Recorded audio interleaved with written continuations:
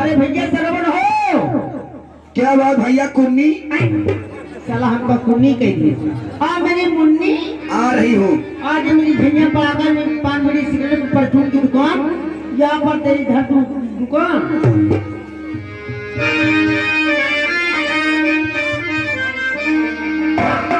हे खुदाई दे लुगाई जिससे मैं गोर हूँ, बच्चे पैदा हो 10-20 सबके सब चोर हो। इसको करते करते दिल धतूरा हो गया, इसको करते करते दिल धतूरा हो गया। इसको में जब चूता पड़े तो इसको पूरा हो गया।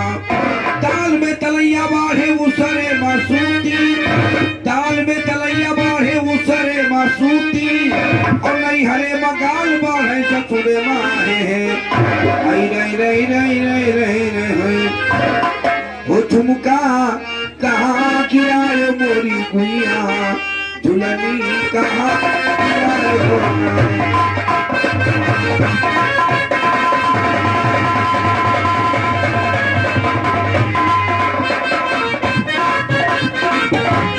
कुर्सी चाहिए, कुर्सी।